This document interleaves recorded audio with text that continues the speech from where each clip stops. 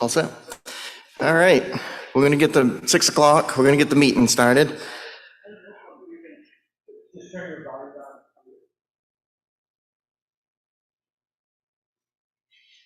All right. So just a couple house rules real quick before we get started. Where we are out in the fire station bay, if for some reason a fire call comes in, if you could just stay seated in your seats, let the fire personnel come in and go do their thing, and then the meeting will be over and you guys can, go out. If there is an emergency in here, there's an emergency exit there, we'll open the doors, or you can go out this way depending on, what the emergency is. I am on call for the ambulance. I'm the only EMT tonight, so if you see me kind of jolt out, someone else is gonna step in my place and take over. If you are on Zoom and you're watching this, if you could just keep yourself muted, and I'll answer all questions at the end. So my plan is to go through this presentation that we've made and hold all questions to the end so I can get through it. And then if you guys want to see a slide that I might have gone fast over, or you have a question about, I can always go back. So if you don't mind, that's what I'd like to do. So all right, we'll get started.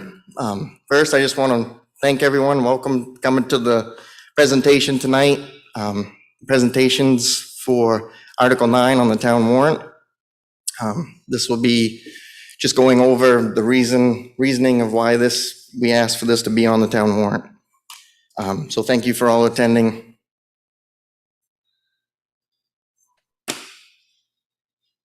Oh, there we go. All right, so this is the exact wordage that's going to be on the town warrant. So when you go to town meeting, this is what you're going to be voting for. So to see if the town will authorize the select board to expend up to $850,000 to purchase or lease purchase a new tanker fire engine and a new or used utility fire truck. Fund the expenditure substantially in accordance with the method listed below. Issue bonds or notes and or execute a lease purchase agreement in an aggregate amount of debt principal not to exceed $438,683 for a term not exceeding 7 years. Reduce the amount of the aggregate amount of debt issued and or contemplated to be issued by any amounts of grants, donations, or other funds that may be obtained for this purpose, and to negotiate other such terms and conditions as it is deemed advisable and necessary to complete the purchase and funding. So in the fire truck reserve fund for 2023, fiscal year 2023, that will have the appropriation that we're putting in. So it's like 60,000 or whatever it is. And the payment that the South Thomas ambulance owes back to the fire truck reserve account comes out to $350,482. In fiscal year 24, if we put in $60,835, we would either be doing a bond, a note, or a lease purchase for the $438,683. So totaling all these up would equal the $850,000 that we're asking the town, the selectmen, to spend up to.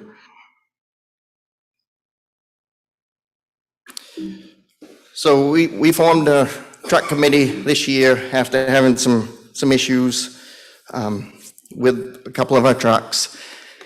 So this is just a list of the 2022 members that were a part of this truck committee that gathered all this information so we would have it available in time to go on the town warrant for this June. So whoops, thing's touchy. So for the next couple slides, I'm just gonna go over with you guys our current apparatus on the fire department. So if you're not familiar with what we have, you'll know and be able to see the trucks that we have and which two we're gonna be getting rid of to purchase new ones. So these 4 pictures are the current trucks that we have right now. This is our newest truck to the fleet. This was purchased back in 14, 15. And this is when we started the whole replacement plan. Before this, we always put money in the reserve account, but we did not have like an actual good plan of when are we going to replace these trucks, how we're going to replace them. So this is kind of when it all started. So our engine 53, that picture I just showed you, that's our first do-attack truck. So that goes on pretty much all calls, it's the first truck out the door. So it's a 2015 E1 pumper, has a 1,500 gallon minute pump, and it carries 1,000 gallons of water. It holds 6 passengers, and like I said, it's our first do truck on pretty much all calls. Motor vehicle accidents, all fires, goes to the airport, and so on. This truck also carries our Jaws of Life. So it goes and responds to motor vehicle accidents for extrication purposes. This is our current tank truck, engine 52. So this is one of the trucks that we are looking at replacing. Come on. So this is a 1992 International Darley pumper tanker. It has a 1,250 gallon per minute pump. It holds 2,200 gallons of water.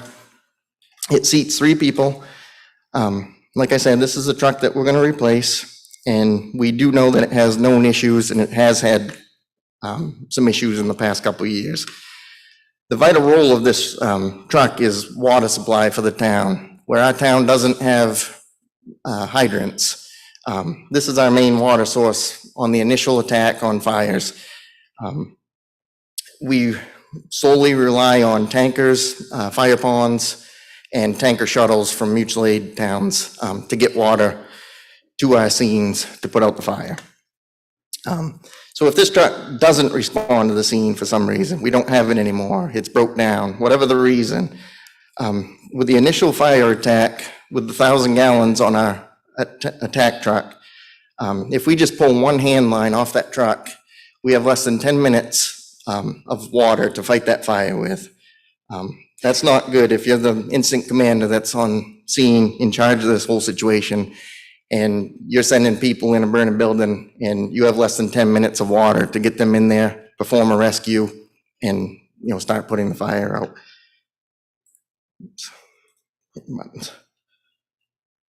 If our engine 53, the truck previous to this, is out getting maintenance or is broke down for some reason, this is the truck that steps up and goes into that place of the first do attack truck. So this truck would become the first do while that's out.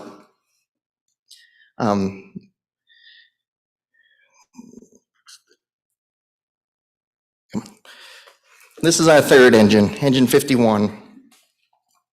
This is a 2003 International Rosenbauer pumper. It's got a 1,000 gallon minute pump, it has 750 gallons of water on it. This truck also has 2 foam tanks, a Class B 50 gallon and a Class A 30 gallon foam. It has pump and roll capability. So what that means is it has 2 motors. One motor runs the chassis, another motor runs the pump. So you can actually drive down the road and flow water while you're driving this truck. This seats 3 people, has 2 SCBA seats in the cab, and we have replaced the pump twice in this truck. The main purpose of this truck is it's a water hole truck, so this would be the truck that'd be sitting at the fire pond that's filling the tankers so they can shuttle the water back to the fire and supply the attack truck. This is a truck that goes first due on forestry calls, so if we have wildland fires and that stuff, this is the truck that would be going. And then it brings us to our utility. This is our last and final truck, piece of apparatus. It's a 2000 Ford F350. It's only 2-wheel drive. It has a 1976 body on it. It seats 5 people. It has no water tank or pump. It's strictly just a utility, oversized pickup truck is all it is. It carries additional Jaws life equipment. It's a utility type vehicle, and it also tows our boat trailer and our forestry trailer that's sitting outside, and I'll show you a picture of that in a couple minutes if you haven't seen those. This truck also responds to motor vehicle accidents, water rescues, all utility calls, forestry calls. Whoop. All right, so that's the end of our current apparatus that we have on the department. Now I'm going to talk a little bit about the replacement plan that we put in place back in 2015. So this plan was approved and accepted by the select board, the budget committee, and also the fire department members that were on then. So the plan is to purchase a new piece of apparatus every 10 years.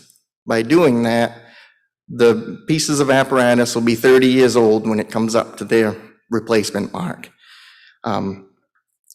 Each year, in between that, we'd put appropriations into the fire truck reserve account with an inflation increase. So each year we put in like a 10, 15, 20% increase for inflation because the trucks go up every year. There's nothing we can do about that. So to keep on track with this, we go up every year so we stay on track. Engine 53 and engine 51 that I just showed you will be replaced by themselves on their 30-year mark. So only one truck on those years will be replaced. Like this year coming up, engine 52, the tank truck, is merged in with the utility 54, buying 2 trucks in that same year. That way, with this replacement plan, all trucks will still be 30 years old when they're replaced.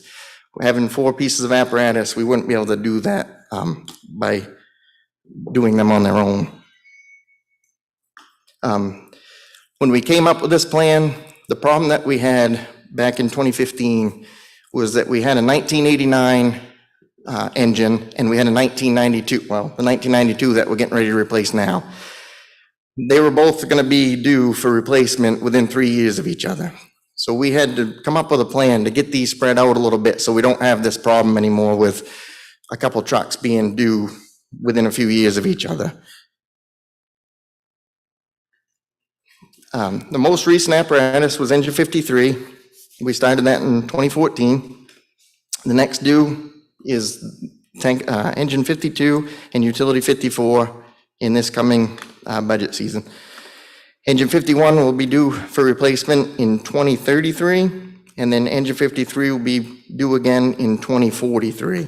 From then on, we just keep putting appropriations in, and every 10 years we replace a piece or 2 of apparatus. And we commit to the annual contributions to the reserve account with the inflation.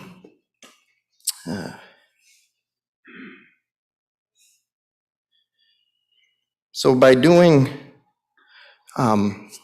merging the utility and the tank truck, the way we came up with that is tank trucks are usually a little bit less on money than a full-blown engine first due attack truck. And utility trucks are obviously cheaper than an engine that has a pump, water tank, and all that stuff on it.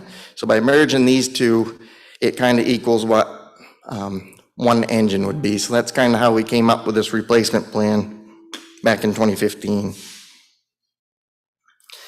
In 2021, late summer, fall, the fire chief, the fire department applied for a grant through FEMA. The grant amount that we put in for was for $600,000. This was to go towards a tank truck. So with this grant, if we are awarded it and the tank truck comes in at $500,000, we can't use the other $100,000 to go towards the utility that we're asking for. So that's a big thing that everyone needs to know, that we can't just subtract that $100,000 if we come in at $500,000 for the tank truck, because FEMA just does not allow that.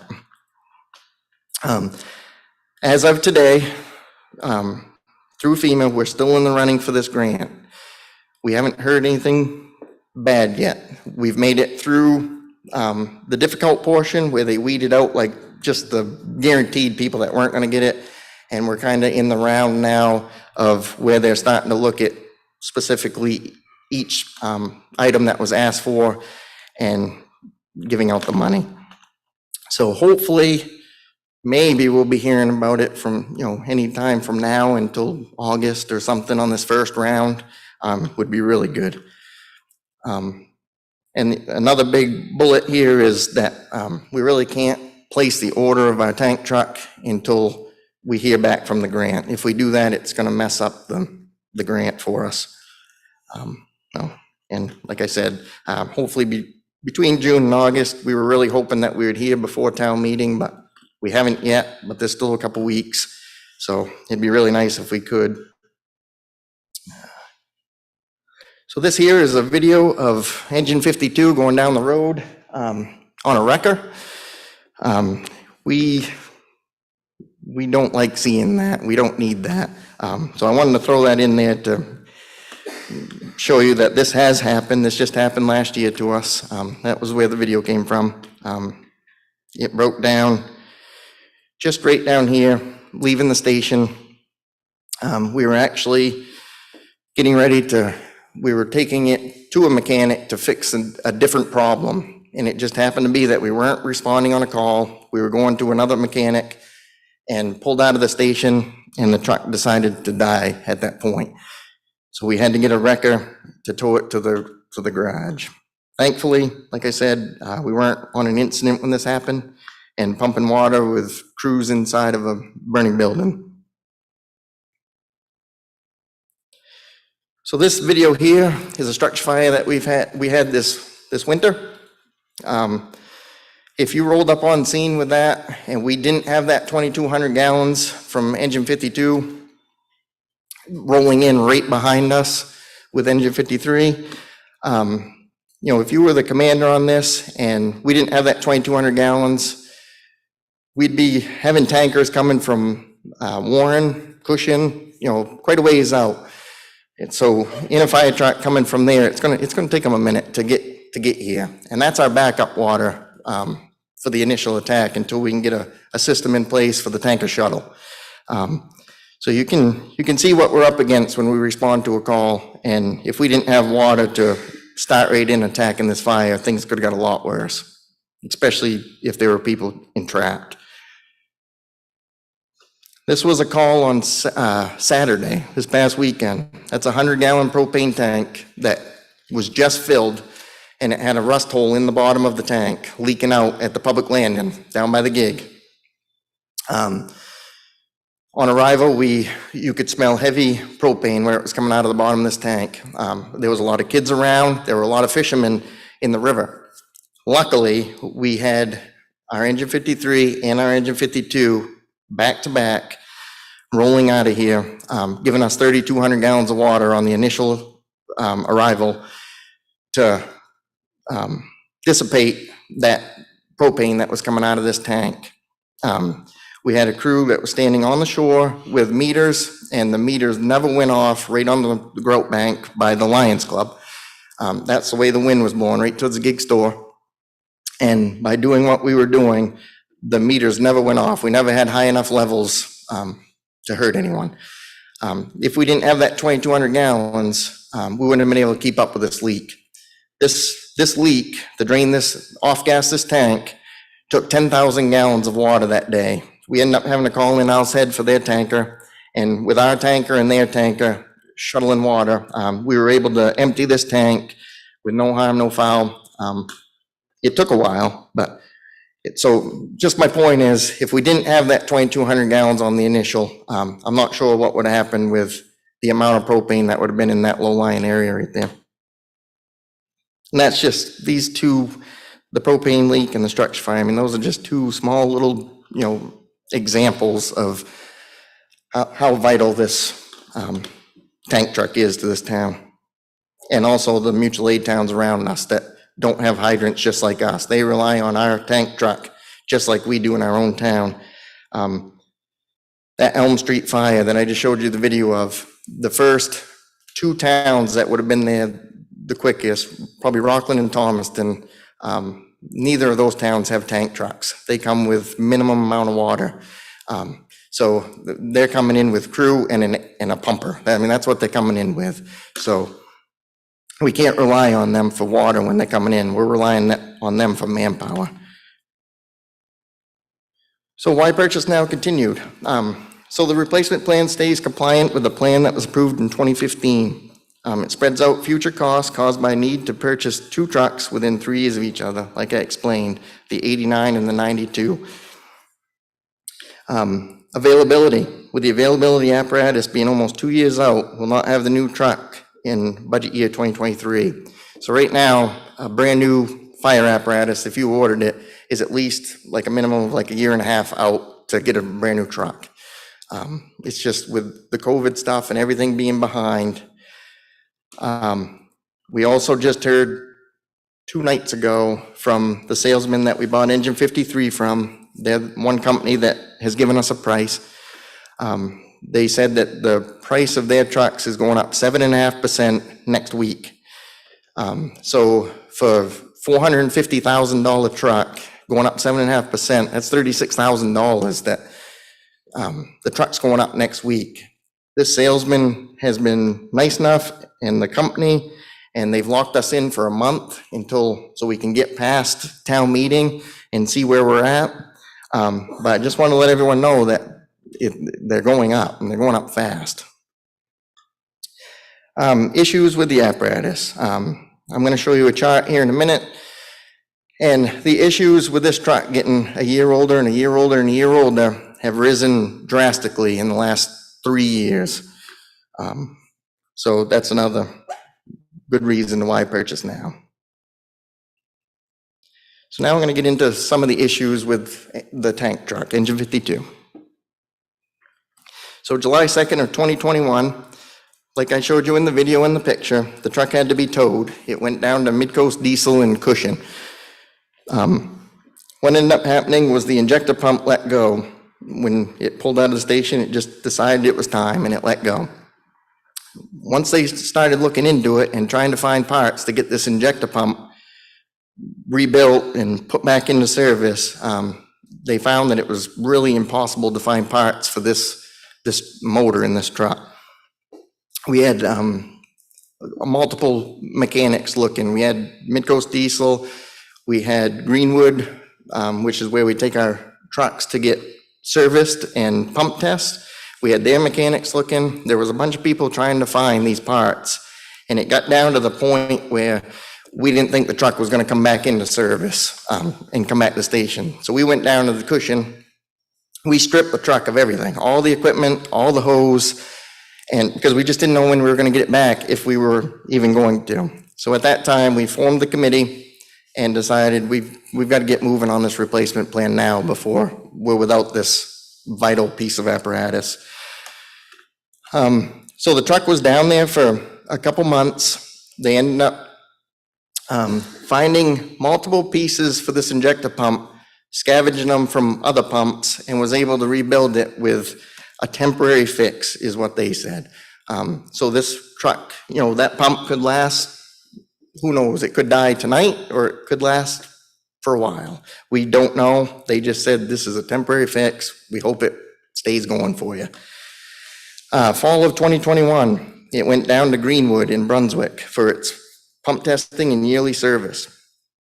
They found a pretty good list of items that were wrong. We fixed all the safety issue items, the items that had to get fixed to make the truck as safe as possible for us on the department and you, the citizens. So we fixed those. We still have a list of items on this truck that have not been fixed, that we're just limping by with, because it's going to get really hard putting all this money into a truck that's, the value is just not there. There's no value left in this truck, and we're still dumping money into it. So after the issues in 2021, multiple mechanics advised that there were no guarantees how long the truck would stay going. The parts, like I said, that were used were temporary. Parts are going obsolete, so they mix matched them. And then in 2017, the body was having some rust issues. We had an auto body shop fix a lot of the rust issues, and you'll see in pictures, the body is rusting right back out again. So this is the, can you guys see that? Yeah, so this is the expense chart in the past 5 years. So when the truck was 25 years old, we put $2,638.34 into it. The next year that doubled $5,174.65. At 27 years old, it went up another couple grand, $7,221.39. When it was 28 years old, it stayed about the same, $5,528.09. And in this past year, at 29 years old, we dumped $10,862.16 into it. So in the past 3 years, we've put almost $24,000 into this truck. That the value of this truck is just not there.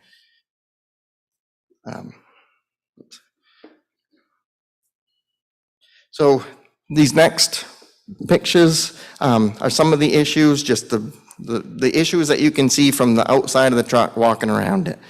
So this is the rear body by one of the compartments that's rusting right through. If you poke it, you're going to be putting a hole in the body. So it's right down in the corner of that, by that marker light. This is on the back tailboard. It's starting to rot through the diamond plate on the back. Here's another spot down by a compartment. You can see where it's rusting out. That'd be right down there by that wheel well.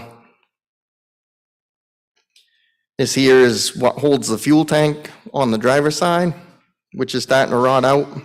It actually holds the step that you step up into the truck, actually. It doesn't hold the fuel tank. So that would be right down here, this lower step that we use getting in and out of the truck. It's starting to rot out. Here's another one on the passenger side body, which is right there. You can see it below that light.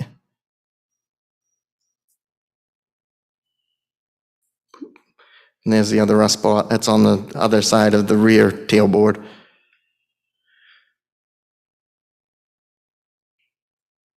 This is the back of 52.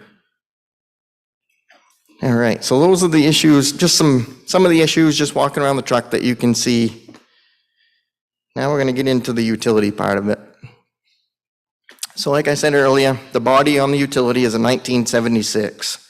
That is doing the same thing that 52 is doing. It's starting to rot through the compartments and rot the body out. The chassis, it's a Ford F-350. But it's only a single wheel rear axle, so it's not a dual wheel, so it just cannot hold the weight that we need it to hold anymore. The chassis is overloaded before we even start hooking on to the heavy forestry trailer or the boat trailer. Like I said, it's only two-wheel drive. Where we are starting to use this truck has changed its response since we bought it. When we first bought this truck, it was used as a squad truck. So which means it carried the jaws of life on it.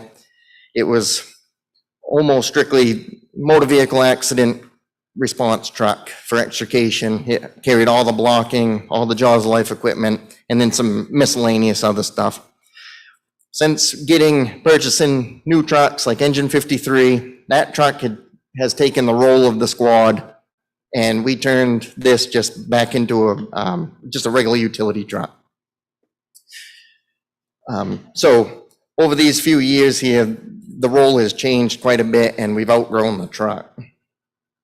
So, using it as a utility in a forestry truck, and where we're putting this truck, it really needs to have dual rear wheels, and it needs to be full drive. Vehicle purchased in 2007. Oh, look at that. I already said all this stuff. So we tow the forestry trailer, which has our UTV all-terrain vehicle in it. So that trailer it's pretty heavy. It also carries all of our forestry equipment. We do still have some jaws of life equipment that assists Engine 53 if we need it. And then we carry all our traffic stuff and portable pumps and that stuff like a regular utility truck. So here's just a picture of the utility towing the boat. Remember, this is two-wheel drive, so on some of the boat landings that we have to go with this truck to get the boat in, two-wheel drive just isn't enough to get us in and out. And if you haven't seen our forestry trailer, this is the forestry trailer. This is what we tow with it also. So here's some pictures of inside the compartments and stuff, just showing how the body is rotting out. That's down in beside that Jaws piece of equipment. There's another one inside a different compartment. This is on the driver's side. You can see it by that blue hose where it's rusting through the wheel well into the compartment. And this just shows how cram-packed full we have this truck with our utility stuff. That it shows that we've definitely outgrown this. This is looking in the back of it. This is a slide-out tray, and it's maxed.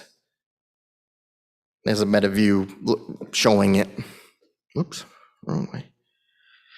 And that's just a picture of the truck. So now we're going to get into the financing part a little bit.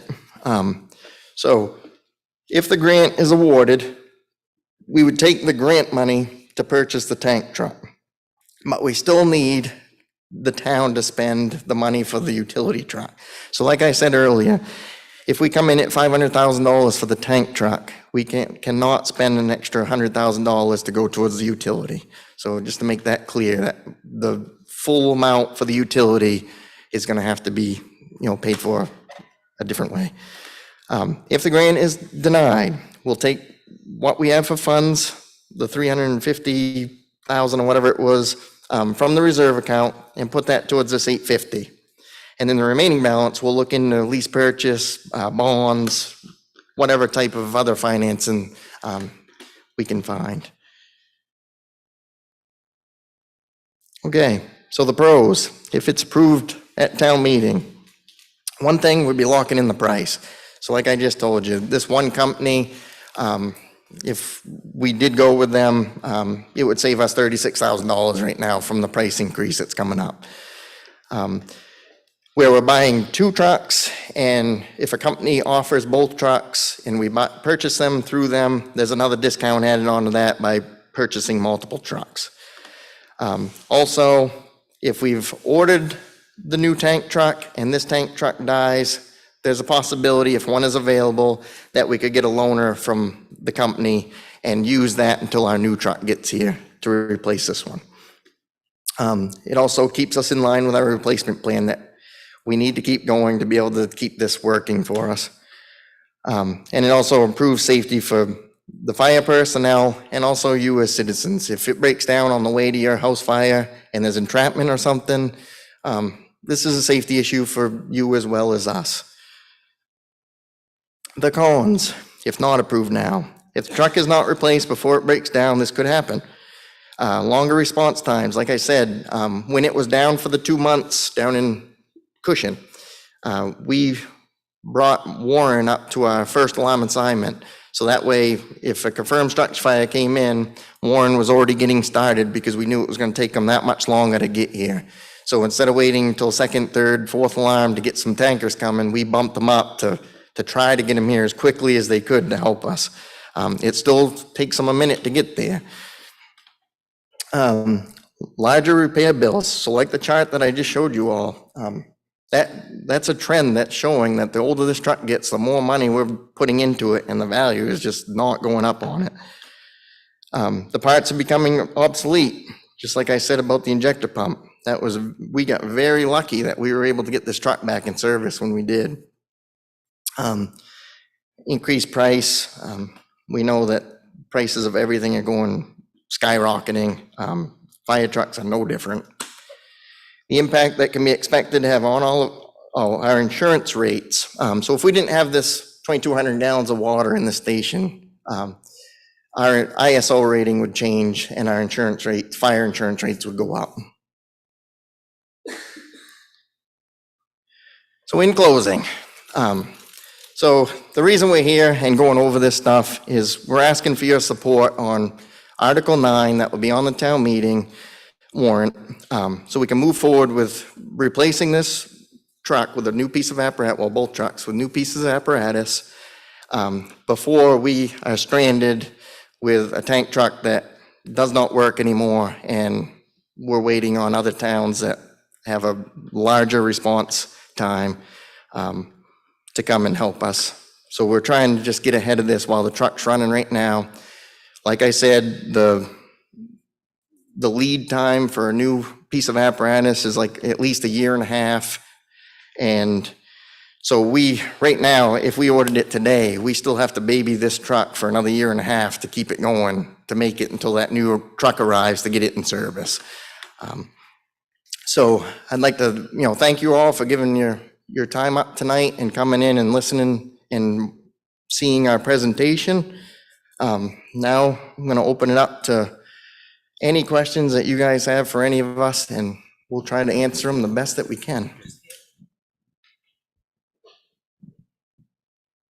Yeah, Rich. Yeah, David, as you know, with the 29 years, as you know, with the 29 years that I was on the ambulance service, I was on a couple of truck committees to purchase. I know it's a lot of work. I know it's a lot of time, and I guess thank you and the committee for the effort and time that you have put into this. It's I guess one of the questions I have, just looking at the presentation, when you had the propane tank, you were right on the river and it was high tide. Why couldn't you have used the river water instead of fresh water? I mean, I would think that water is water, and you would have been able to dissipate the... It is, but in that situation, we didn't have to that day. If we were going to be flowing a lot more, like a structure fire was going on, we would have had to if we needed to. But we were able to, with our truck, where our truck was there, we were able to use that water plus our heads and not put salt water through our pumps. When we do that, we have to spend like an hour or two after flushing everything out to get that salt out of there. So when it comes back in the station and sits, it doesn't, rot everything out. So that's the reason we chose to go that way. And it worked. It was easier. We didn't have to hurt the trucks any more than we needed to. Okay. Yep. But we did think of that though. That was a possibility if this didn't work though. All right. I guess another question, and it's related but not related to the purchase of two new trucks. I mean, I don't know for how many years now we've been talking about regionalization of fire services. As we have seen in this presentation tonight, fire trucks as well as ambulances and special equipment isn't getting any cheaper. And at some point in time, it's going to become unaffordable for a little town like ours to support, 4 pieces of equipment, fire equipment in this station. So, I just don't understand why we're not looking at regionalization as trying to push. I know Rockland is, all right. I had a conversation with Chief Wytock about a month ago because I was on a committee with him and we were talking about it. So, it's a huge expense issue, all right? And not only isn't it a huge expense issue, but it's a manpower issue, where we don't have the same manpower that we had a number of years ago, So, I know that doesn't answer the question tonight for the purchase of these fire trucks, but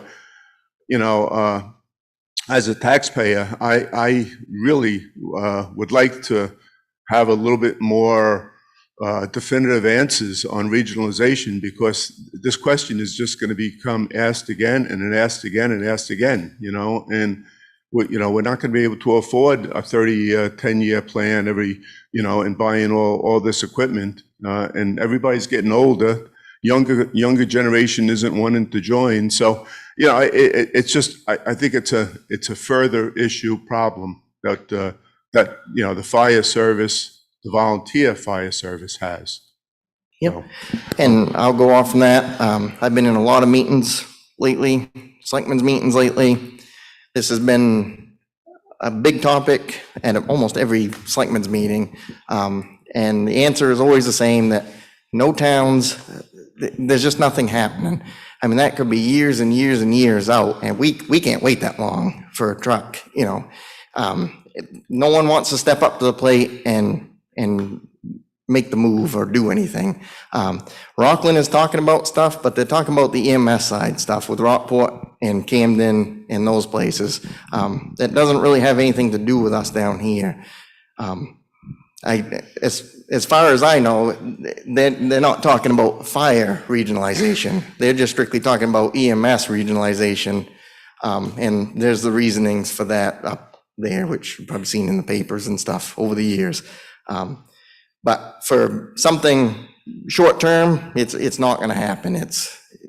There's nothing being done, and we need to keep moving forward with this department to make it as safe as we can. And this is the article that we need to have voted on and keep us going. So, yep. Rich, to help answer your question in regards to regionalization for the fire side of it, I've sat through the fire side with the county chiefs.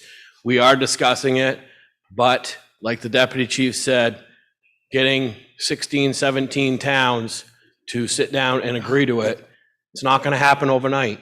I've been doing this for 30 years. I've been chief for 16. We've been discussing it yearly for 16 years.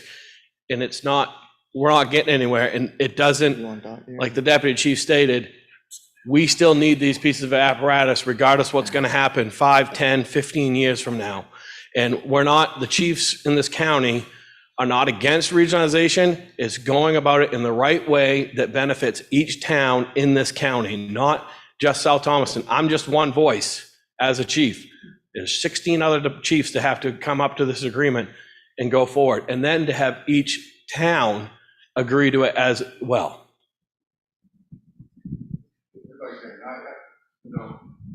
For 15 years, for 15 years with the ambulance, we spent a lot of time with regionalization, and I really believe what's going to happen here is at some point in time, we're not going to be able to afford this. You know, I mean, this stuff isn't cheap. You know, I mean, I look at, and I'm not a resident of Thomaston, but when that ladder truck in Thomaston has to be replaced, you know, how are they going to be able to afford that piece of equipment? It's just, you know, it's just getting, I understand life safety and I understand all that type of stuff, but we're the guys here, you know, we should be able to come together. If the town of South Thomaston says we can't do this, you know, because the tax rate is up, then what do we do? You know, and the same thing with Thomaston.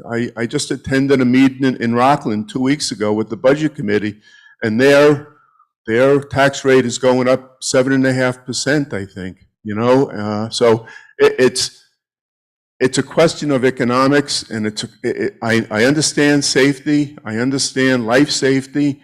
I did it for 29 years, but you know, we got to work.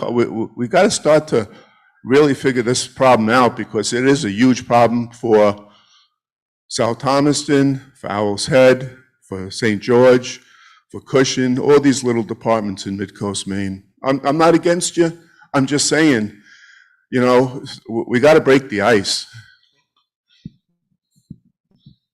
I'd like to comment a little bit about the comments Rich has made here. Thank you for those, Rich, by the way. First of all, we're not here to talk about regionalization, but since the can is open, where do you think, Rich, that the trucks are going to come from if we don't have trucks here? Where is the ladder truck going to come from if Thomaston doesn't have a ladder truck? Well, that's a good question. The regionalization pocket is on your back of your pants, just like mine. So we're going to have to maintain these fleets of vehicles, whether they're here, Rockland, Thomaston, Owl's Head. We're still going to have trucks in our town. We're going to have responders in our town. Yeah, but you're not going to need. We have a very good mutual aid agreement with all of our towns. When we need a ladder truck, we can get 2 if we want. We need tankers, we can get 6. So the regionalization, Pat, is basically what we've already got in place. See, This equipment is still going to have to be purchased and maintained. How long do you want to wait for that tank truck to come from Warren to your house. Just saying.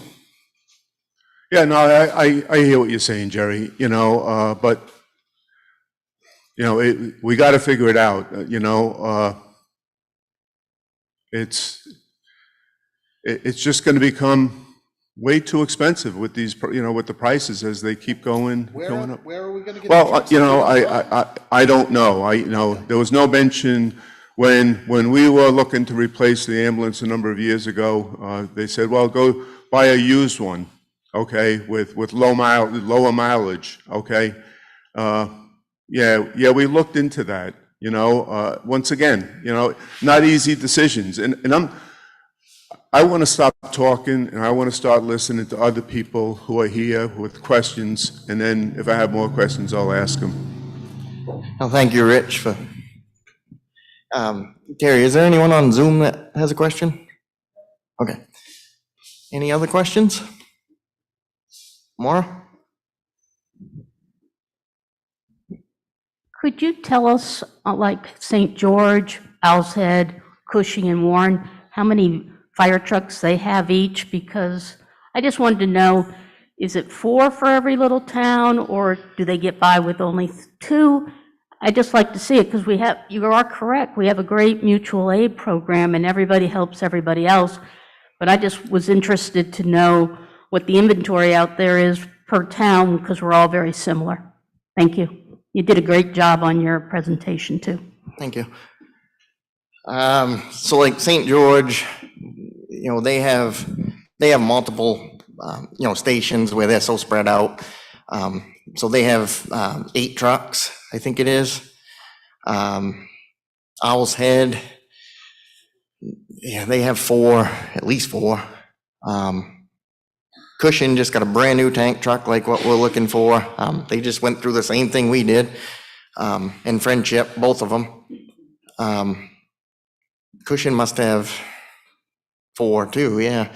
4. Rockland has 1, 2, 3. Rockland has 4. Thomaston has 4.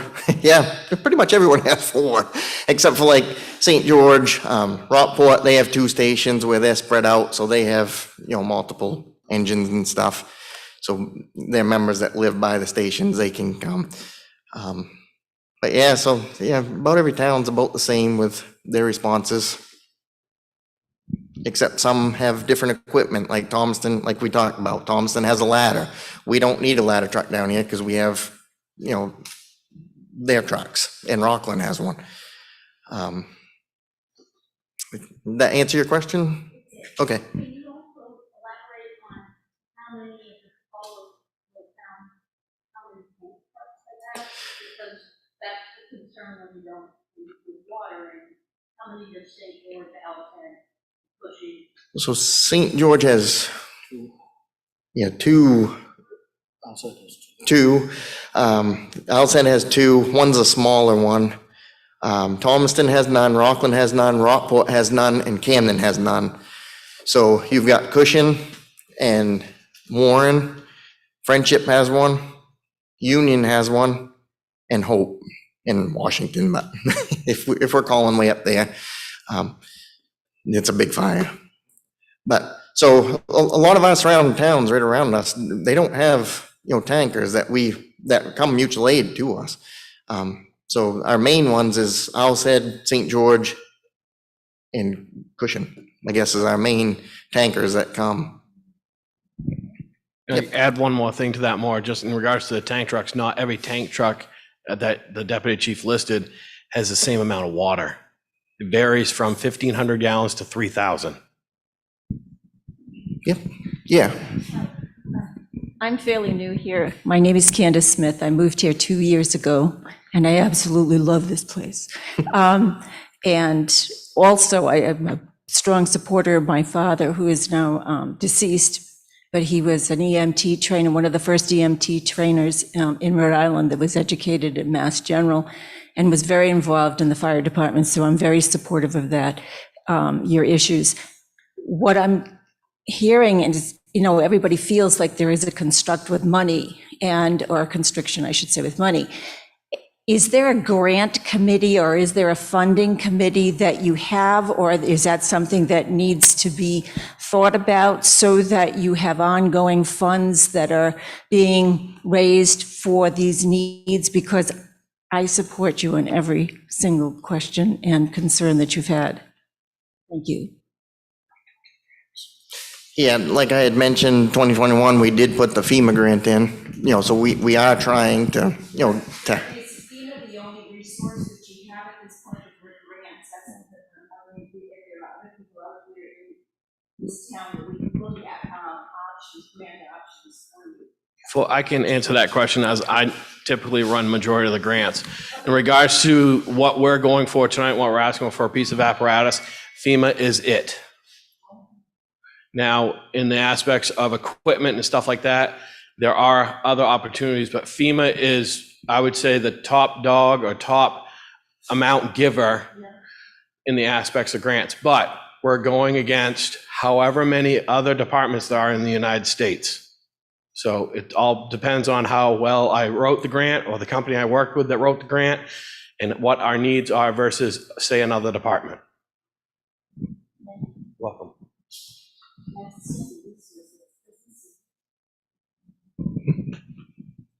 any other questions? John?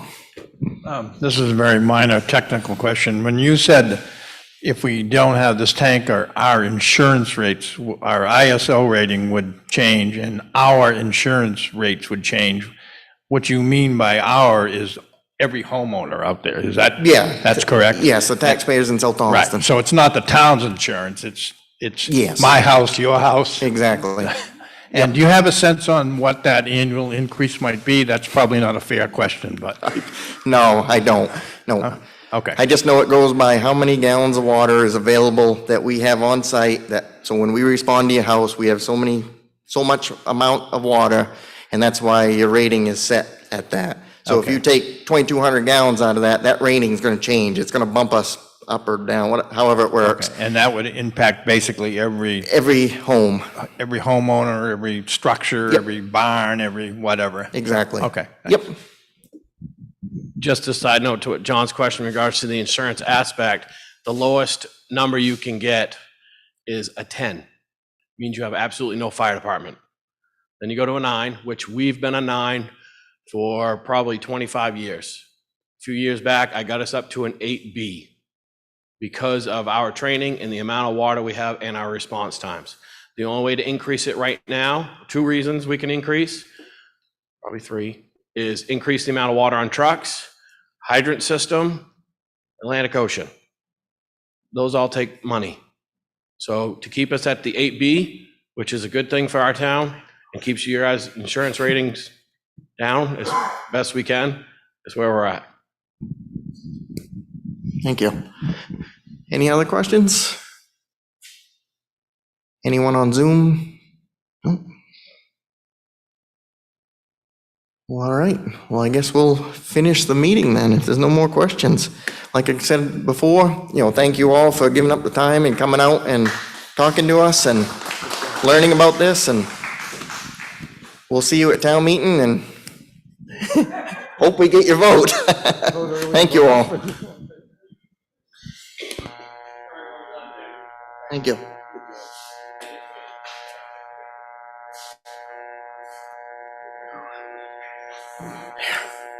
I'm stressing about that for 2 weeks now.